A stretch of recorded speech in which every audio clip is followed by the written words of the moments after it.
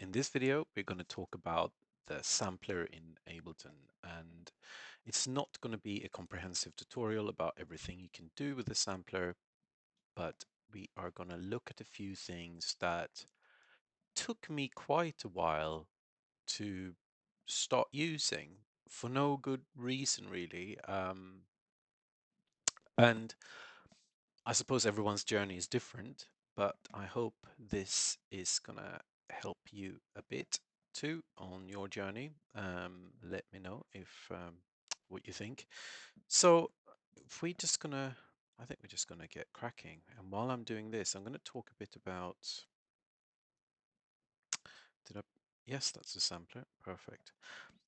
Before, before we get going, I'm just gonna talk a bit about my introduction to using sound samples. I suppose it was back in the 90s sometime when I used my Amiga to make music, and in tracker software and samples was really the way to go. It was not much of an option then, and you would load a bass sound in and you would play a melody with that bass sound, and it was very limited what you could do with the samples. And it was maybe, I don't know if it was when I first started using Reason, which is also a long time ago now. I can't even remember when that was. Or maybe when I bought my first hardware sampler, which is the EMU 6400 Ultra, which I still have tucked away in a box at the moment. I haven't used it for years and should probably sell it. But the concept of splitting sounds across the keyboard. No, actually, the first time I came across that was when we were teenagers. We had access to a small studio in the town where I grew up, run by the local council, and it had an EPS 16 plus sampler.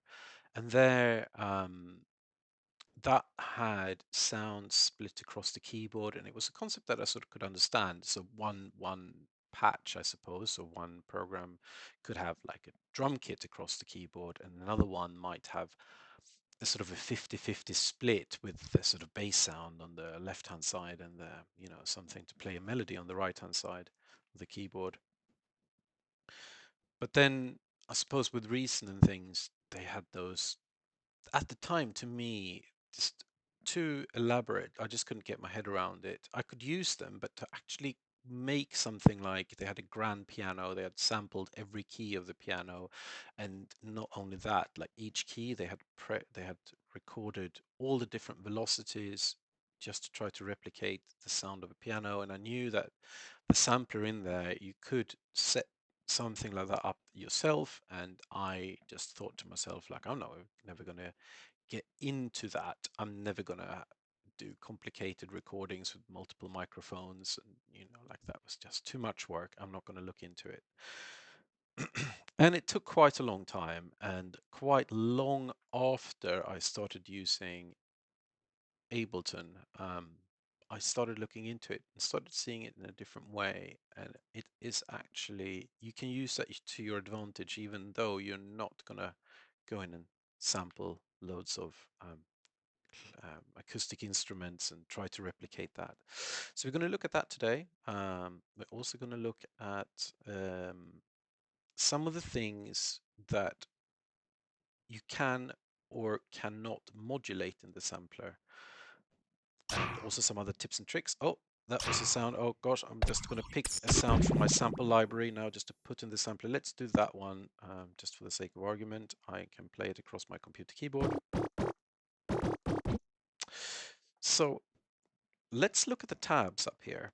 And we start with the one which is the sample. That's the default tab where you can see your waveform. You've seen this many times, and you might have clicked on this thing here to make it loop, whatever. So we can set it to loop forward. You can make that loop shorter, and you can do a crossfade, so it sounds a bit smoother. We can do a ping pong loop.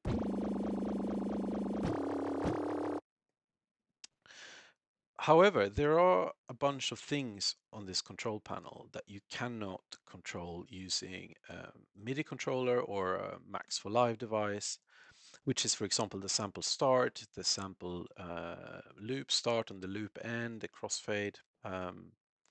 Those things you cannot use, a MIDI controller or a Max for Live device to control.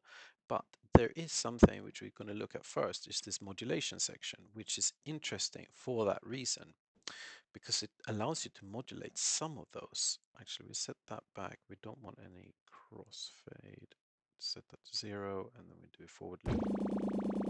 So we got that. We're going to use that as an example.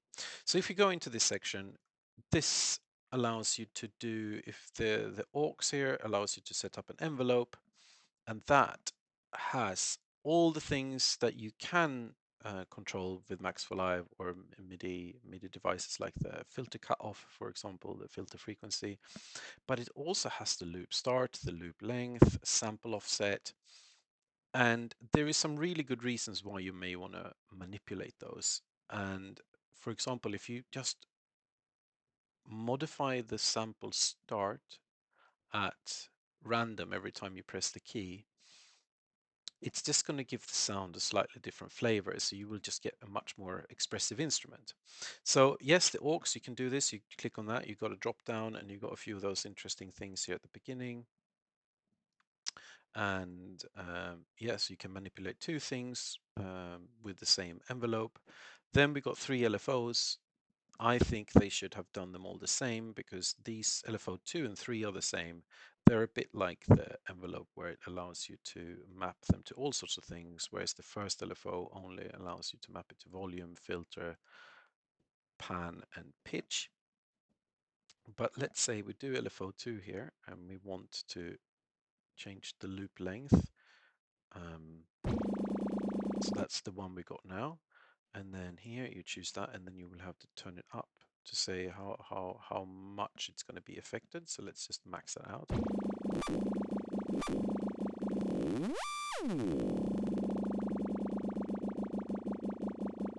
So you can create some quite interesting effects. Now you can hear it sounds the same every time I press down a key. It's because retrigger is on. So this waveform, which is, first hold the button in. Just made it too slow maybe. It's going to go through the same cycle, but if I take retrigger off, this LFO will just be running continuously in the background, and depending on when I press the key, the LFO could be up here, or it could be down there, or it can be in the middle, anywhere. Otherwise, if it's on, it will always start there. So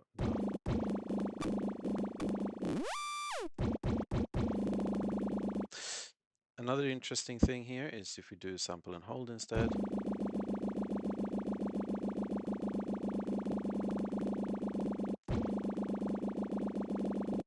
Actually, should we do, if I just make my loop shorter by default, is that gonna, where are we there? Can I make this minus? Does that work? So it makes the loop longer. Yes, I can. So it's short by default, but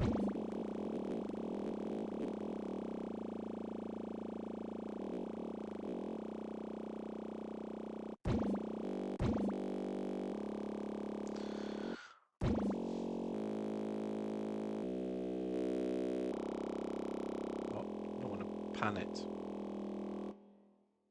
All right, so we're already in IDM territory.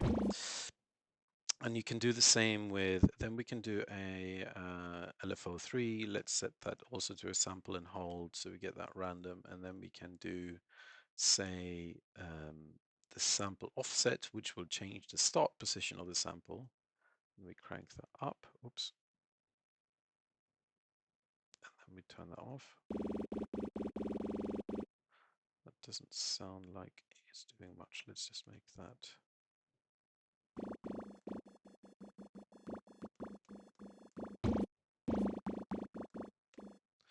Let's make that a bit faster.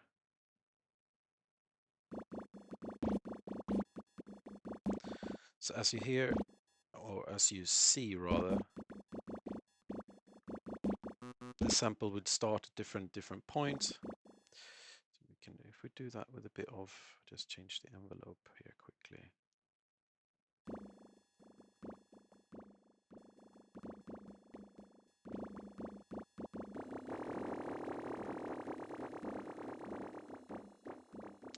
Anyway, you get the idea. I think you can get some quite interesting sounds out of anything, really.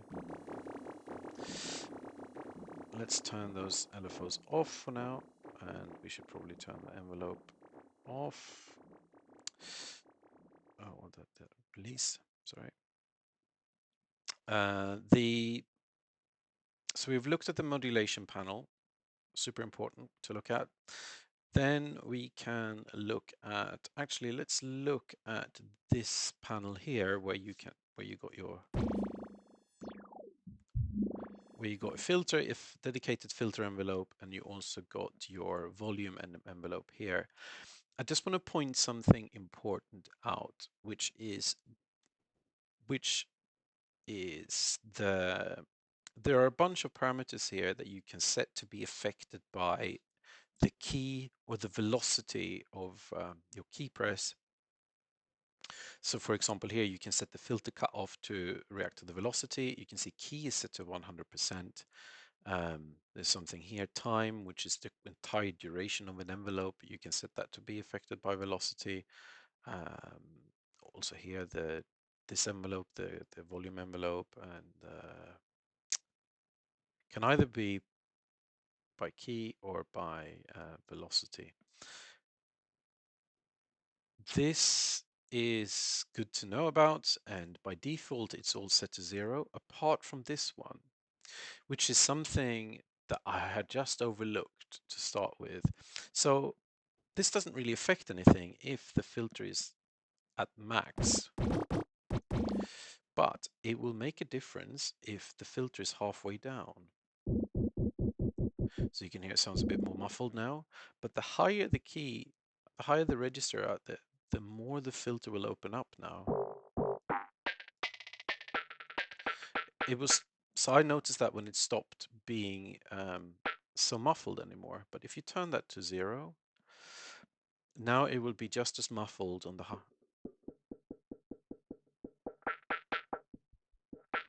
I sort of understand it. It's nice because it makes the sound more expressive, but it was just something that I've overlooked, and you might do too. So I thought I'll just point that out.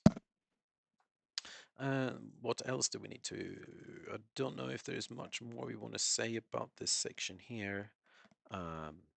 Also, don't forget to play around with this down here. I'm not going to go into it that much because I still need to. I always forget about this bit because you can set the sort of a virtual circuit to use distortion, so you can distort the filter, and then there is a sort of a wave shaper here as well, which you can experiment with.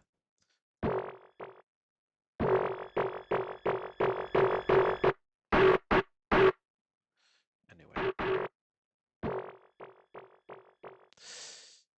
Okay, enough about that panel. Let's go into this panel, the pitch and oscillator panel. So the oscillator is split in half like that, and then there's a second half that goes up to that line, and then there's a little thing going on in the corner here. This was a panel that I just like when I was exploring this. I have no idea what this is doing, and I was probably had other things that were more pressing than exploring this because I had no idea what it was. This is super cool when it comes to doing IDM stuff, I think. So if we turn the oscillator on, what this is basically a little bit of FM synthesis built into the sampler. And if you're new to FM synthesis, I'm just going to try to give a very top view of what that is.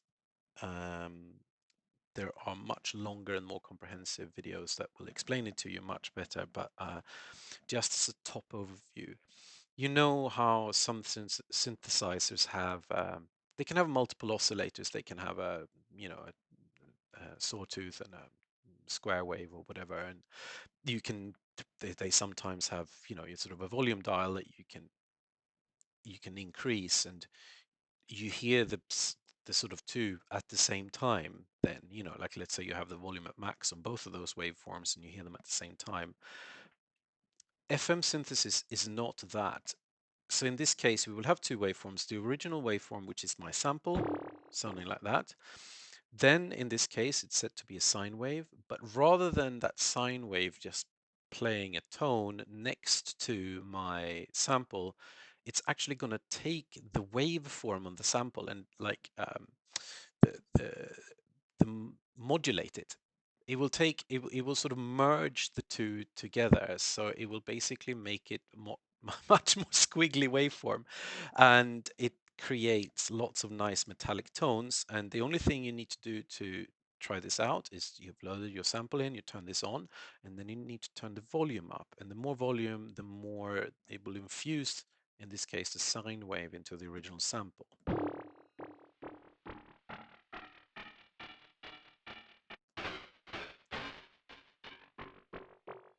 So as you hear, you can sort of create quite metallic sounds, and you can also try other waveforms. There's some sort of square wave. They will all give a slightly different flavor. And this is really cool if you want to turn this velocity to volume up, because then depending on how hard you hit the key, the more it will infuse this waveform into your original sample. So you can make a really interesting expressive instrument. And under here, you can actually set the frequency or the pitch of this sine wave that it's infused into the original sample. By default, it's set to coarse and fine, and that's basically increments, I suppose, semitones, and you can sort of fine tune it. So if we do that, we can pitch it up. Let's see.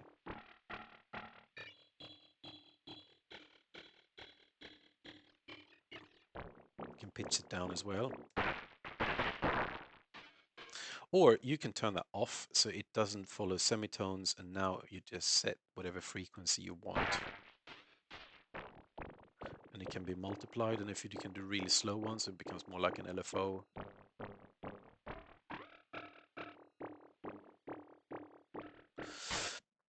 And this bit here is just, we turn that off.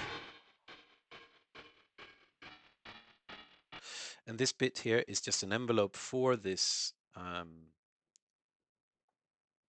waveform. So if we just change the shape, so now you can see it sort of. Let's just change the envelope of this. We get a bit more.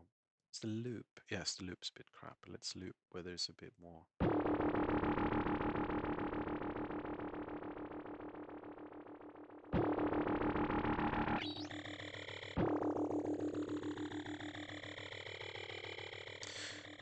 So it's currently set to FM, which means frequency modulation. So it actually alters the pitch of the original sound. You can also set it to AM, which is amplitude, and that's the volume. So rather than changing the pitch, it changes the volume. And if you do a really slow one, it will give you sort of a vibrato type thing. Is it vibrato, tremolo? I mixed them up. I think it's vibrato. Let's do it.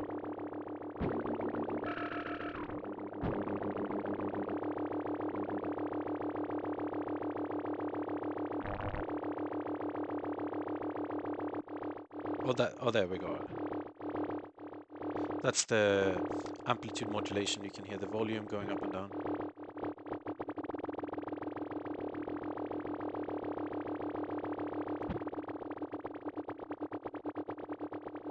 Or you can do the FM, which...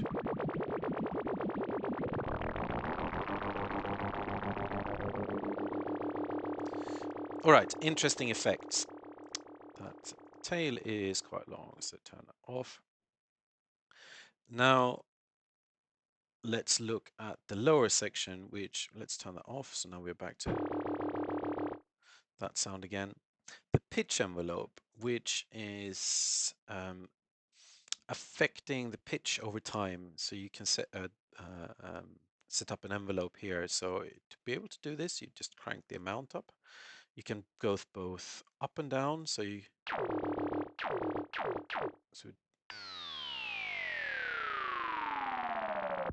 but you can do it the other way around and set that to negative. So it's minus 48. And this is really good for making percussive sounds. So if we just change the envelope here to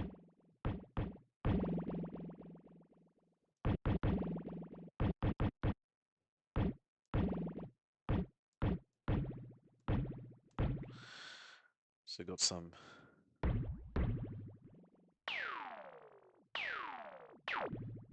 And then you can obviously set that up to whatever you want, the envelope, and experiment with it. So nice drum sounds. Oh, something I forgot to explain over here, that you can actually set this envelope to loop as a complex like LFO, and that is really good if you want to make sort of wobbly basses. So if you set your FM up and then you loop it, interesting. You can do the same thing with this. Let me see if I set that to loop here.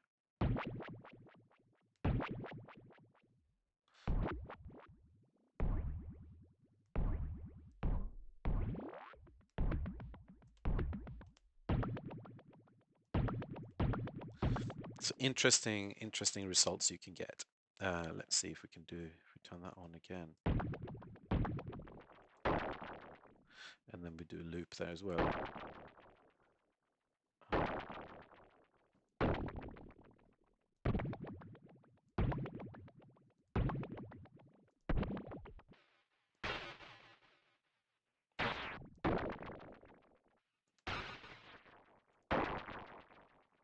I can't really hear the loop. It's probably because,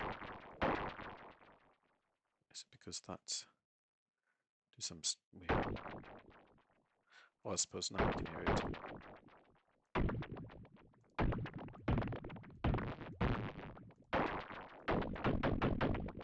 Okay, you can create crazy, interesting sounds with that. So I think that's probably enough about that bit. And then you got this bit here. It's not much to say about it. Here you can change the default pitch by the sound. And you can set it to glide if you have a bit of... it's not a very good example. You know what a glide sounds like. Play around with that.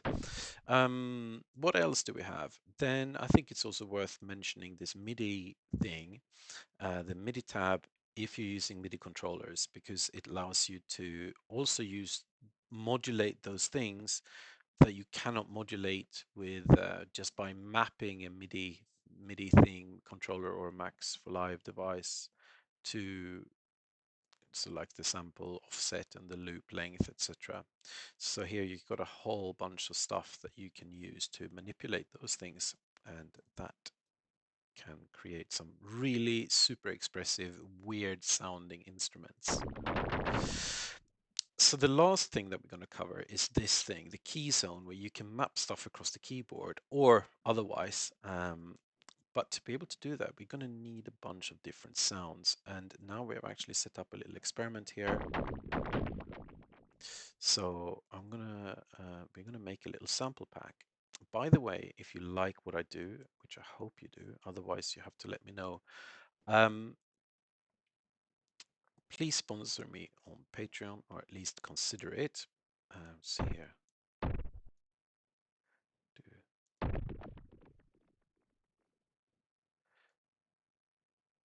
Because if you do that, in return, I am doing my very best to post something each week, and it will come with a download that you will be able to get access to if you sponsor me on Patreon. So in this case, I'm going to make you a 128 sound sample pack, and I may not make all the sounds here in the video, but you will get 128 to download using this technique. And hopefully it will encourage you to make your own as well. So let's see,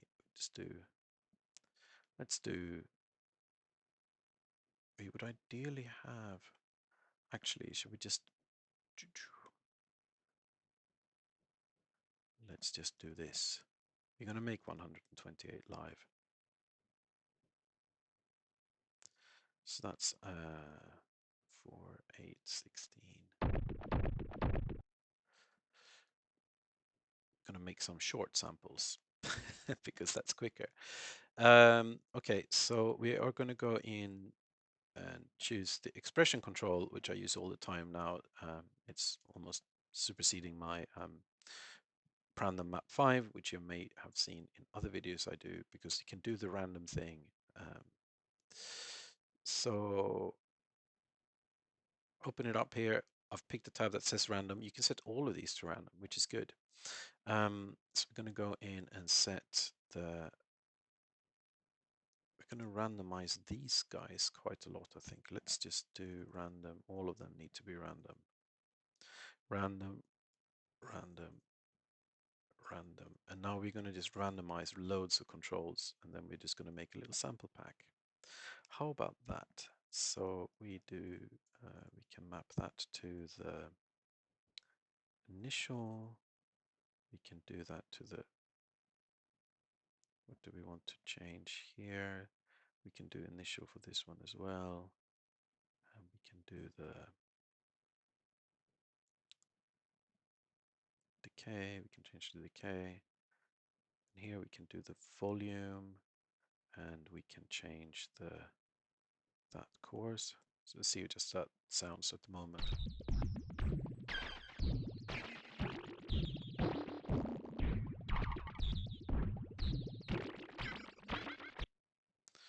Okay, so we're starting to get a bunch of sounds. Let's do another. The good thing with these expression control that you can just have, if you run out, just add another one, and you can randomize more stuff.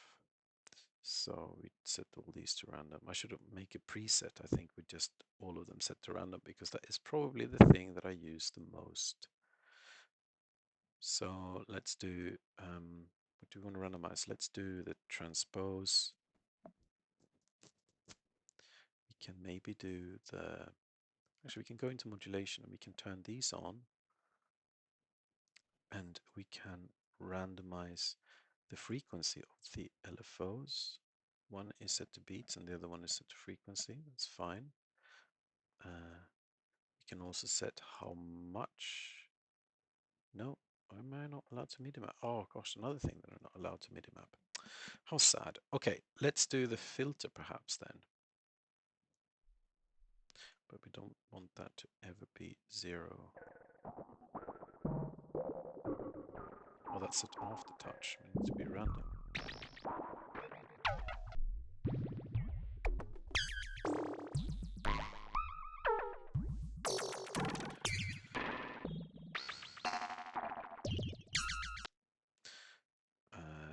Let's go into this again, and then we want to do the loop time on that one and the loop time on that one, and then we need another expression, I think.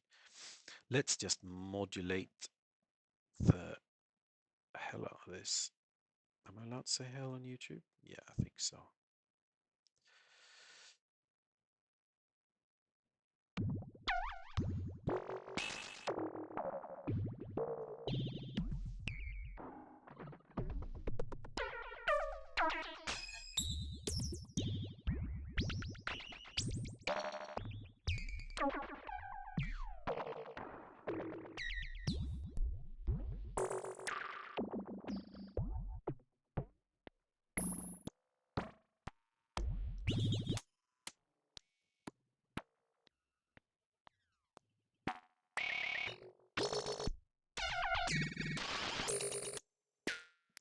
Maybe we can do that to one of those morphing filters, and we can do randomize the morphing of it.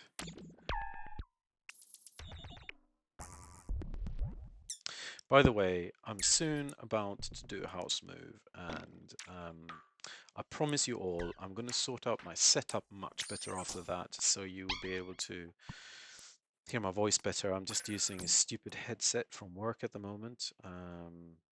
Do I need to? I need to map something more. What do we want to do? Used to something in here. You can maybe do the decay of that one. So if we put a limiter after that, just to get a bit more consistency of the volume. Also, I've set up a, what should we do? Do -6. Good idea.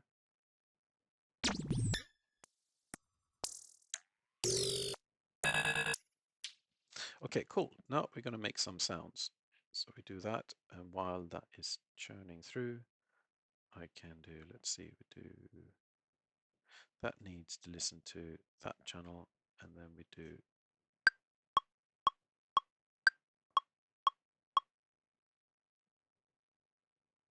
ha, that should not have record on it. There we are.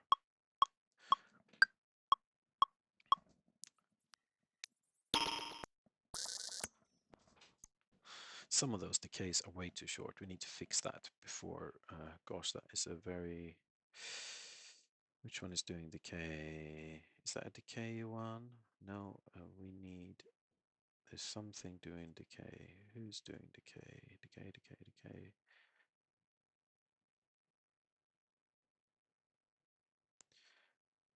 So you can do, if you right click there and then you show, go to controlling device. Okay, so it's in this one. Is it this? Yes, I believe so. Don't know why that doesn't have a label on it.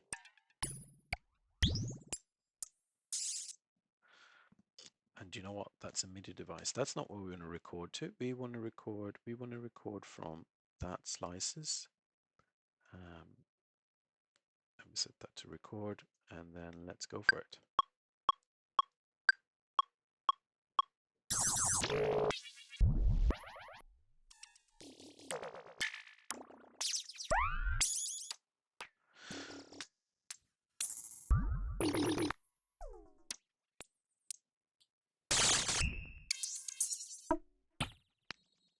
Okay, you have to sort out the normalizing of the volume after, but let's just do this for now.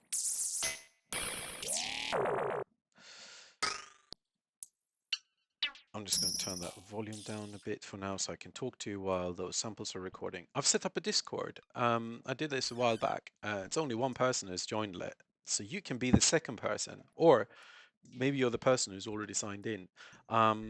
I tend to be sort of tentatively on Discord in the background, depending on during the working day what I'm doing. But if you have any questions, don't hesitate to get in touch and give me a shout. That would be nice to hear from you.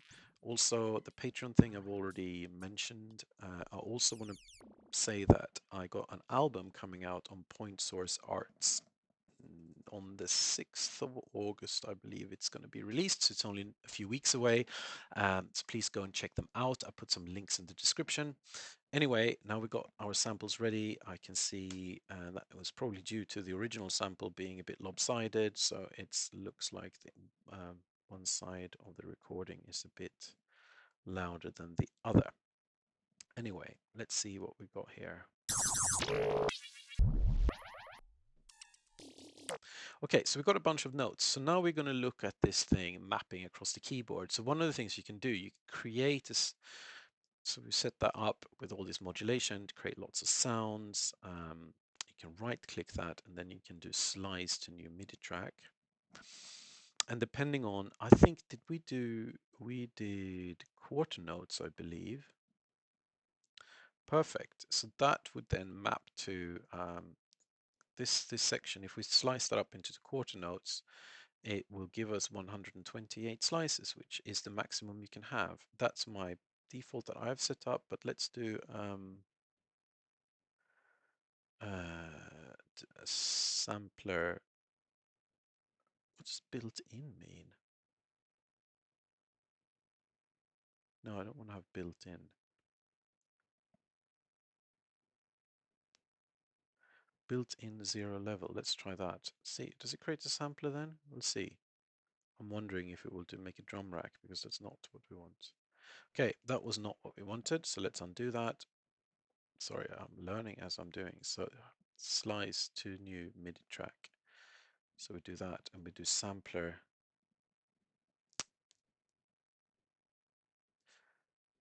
I've never really investigated because I've set up my own one, but we're not doing that today. Carbonized rack. Let's just try that one and see what happens.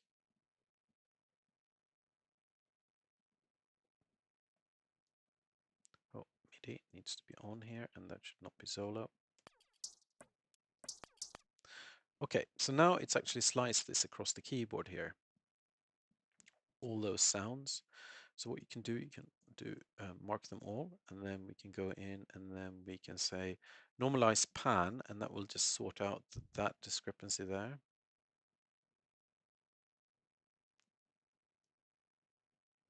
For the individual slices, that is.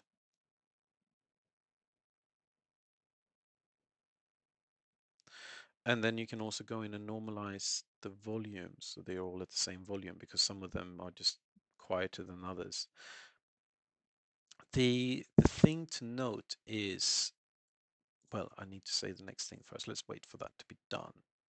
The super quickest way of then saving this as a sample library is if you right click that and you choose crop sample. That will actually go through all those slices and save them to the hard drive. The stupid thing though is that it will not pick up on the normalized volume and normalized pan. So I tend to do a batch processing in what's it called? Adobe Audition. But you can also do what you can do after you've done this, you can just play it out to another track, and then you have to go through this process again. A bit stupid, really, but okay. So let's solo this now. So we got this across the keyboard, so you can use this as a really good drum kit. So the thing that I need to explain to you now, because otherwise I forget about it, is like when you have this across the keyboard, if scale is set to 100, you're still gonna this. I don't know if the slicing did it in this case, but if you slice it and you have scale set to 100, it's still gonna pitch the sound. So if you set that to 0, it's gonna play all of these as the root note, which is C, I suppose. So it's a good thing to know. And also, has it done this? I don't know why it's got that notch thing going on there. It must be the settings of this one. That one, it wants it 0, and that one wants to be 0. So we got ourselves a little drum kit here. So it's quite useful to map sounds across. You can do the same thing. Actually, I'll just set up a new. So I'll make that into sort that sample pack out. So you got all your glitchy little percussion sounds that you can download and use to make some IDM stuff. And then let's up a new MIDI track. We solo that, and you can also do. Just want to explain one more thing about the sampler. So if you open the sampler up, and let's say you have a bunch of sounds that you want to, which one should we do? Do these ones? Okay, it's a bunch of sounds here.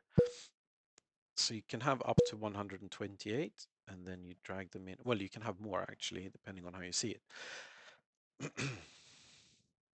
Oh, this is more than 128. Ah, there's some doubles. Okay. Ah, that'd be a good example to show you then. So if you click on zone, it's defaulting to key, which now it's set up so like no matter which key I press, it's gonna play all of these samples. If I turn on the MIDI for that channel, thank you. It's like all the samples I've loaded up are gonna play at the same time. So if you select them all and right click and distribute ranges equally, it will distribute them across the keyboard, and it's important to change that scale unless you want to change the pitch, which you sometimes want to do. So for example, you can have different parts of the keyboard covering, you have okay, for the lack of a better example, a piano, but you can use any synthesizer and you can sort of blend different synthesizers across the keyboard. You can also take these and drag them. Oh, no, I'm dragging all of them. Drag them. Oh, yes, and you can do this where you can have them. Oh, come on, grab the right thing. That little bar above. Yes, here. So you see you get that different green. So you can actually have them at playing. So if I would play that really low C, that first one would be very, very quiet. And the higher note I play, the, the more volume it would be. So that's splitting it across the keyboard. If I press velocity, you can do the same. You can actually spread these over. So if you do the same thing, you right click and you choose distribute ranges equally, they will be distributed across your velocity range, which is really interesting for like percussive instruments like drums, but also like pianos and things that you choose a different sample depending on how hard you hit the note. Or you can use the selector, which is not due to any key or a velocity.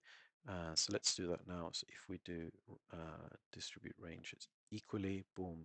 Now it is depending on where this blue thing is. If I press a key,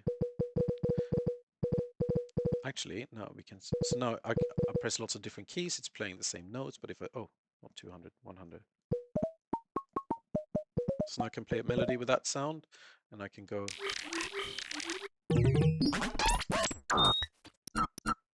So now it's playing different sounds depending on where that blue thing is, and then you can combine that nicely with the expression control, and then you can take a random thing. So every time you press a key, that it will play a random sound. Now these samples are not very melodic, but it's really interesting thing to do. If all of these would be, I mean, you don't have to, but it's good if they, let's say they are in the key of C, all of the sounds, but they're all from different synthesizers, so they're different patches. So then you can play a melody, but each key you press is going to have a different sound, which is interesting. Okay, I think that's actually enough for this video. I'm gonna upload it to YouTube now. I'm also gonna sort out these samples and package them up so you can download them on my Patreon if you sign up. Um, Thank you for watching. As always, please let me know. I do know I've had quite a lot of comments regarding the sound and the sound volume on my channel, and I promise I'm gonna do my best to sort this out. It's probably going to be a bit wobbly over the next few weeks because I'm in the process. I'm going to be away on holiday and also going to do a bit of a house move, and after that, in due course, my studio is going to take shape and I'm going to be able to use my hardware again. So until next time, thank you so much for watching. You take care and have a good week. Bye.